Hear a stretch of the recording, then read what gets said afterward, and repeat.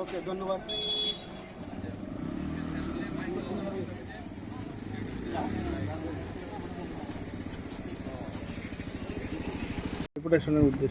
ডেপুটেশনের উদ্দেশ্য হচ্ছে সারা ভারতবর্ষে সহ সিএ যেখানে লাগু হয়েছে, ত্রিপুরা রাজ্যে কমিটি করেছে, এটার প্রতিবাদ করে সিএরকে প্রতিবাদ করে আমরা ত্রিপুরা প্রদেশ আদিবাসী কংগ্রেসের তরফ থেকে চিফ সেক্রেটারির কাছে ডেপুটেশন এসেছি।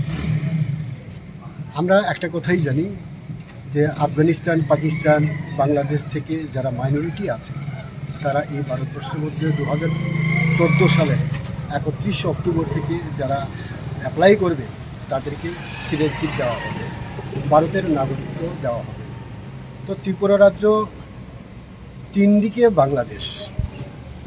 ত্রিপুরা রাজ্যে 71-এ একবার হয়েছে, এখন আবার নতুন করে 2014 সাল থেকে যদি এটা আরম্ভ হয়, এইখানকার আদিবাসী ইন্ডিজিনাস পিপলরা আরও মাইক্রোস্কোপিক হয়ে যায়। তো তার জন্য এখন যে 31% আছে, আগামী দিনে এই 31% থাকবে না।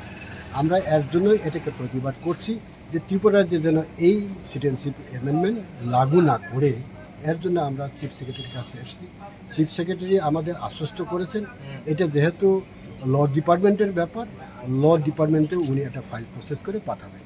কিন্তু আমরা একটা কথাই জানি, অন্যান্য পলিটিক্যাল পার্টি অনেকেই বলেছে Tripura tribal area autonomous district council 6ষ্ঠ তহসিলে এটা লাগু হবে না। কিন্তু এখানে লাগু হবে না এটা কে গ্যারেন্টি দেবে? একবার যদি সিটিজেনশিপ পায়, ভারতবর্ষের নাগরিক হয়ে যায়, তাহলে ত্রিপুরা রাজ্যে সে বসবাস করবে অটোমেটিক্যালি। আজকে না, কালকে না, পরশু না, হয়তো একদিন না একদিন প্রতি এডিসি এরিয়াতে 6 শিডিউলে সে বসবাস করতে যাবে। কে তাকে আটকাবে? সেরকম কোনো নিয়ম আছে, সেরকম কোনো আইন আছে? কে আইডেন্টিফিকেশন করবে? কে তাকে চিহ্নিত করবে সে এখানে থাকতে পারবে না? কাজে আমাদের কথা হচ্ছে, আদিবাসী কংগ্রেসের কথা হচ্ছে, অ্যাজ এ হোল ইন্ডিজিনাস পিপলের পক্ষ থেকে আমরা এটাই চাই যে এখানে কোনো সিএ যেন লাগু না হয়। এবং এটা শুধু একটা জাতি ধর্মের ব্যাপার না, এটা জাতি উপজাতি উভয় অংশের মানুষের জন্য। যে হারে ত্রিপুরার যে প্রায় 40 লক্ষ মানুষের, আগে তো সেরকম ছিল না, এখন বাঙালি হোক উপজাতি হোক প্রত্যেকটা নাগরিকের জন্য এটা অসুবিধা হয়ে দাঁড়াবে। এর জন্য আমরা চিফ সেক্রেটারির কাছে ডেপুটেশন দিতে এসেছি। কারা কারা ছিলেন আজকে?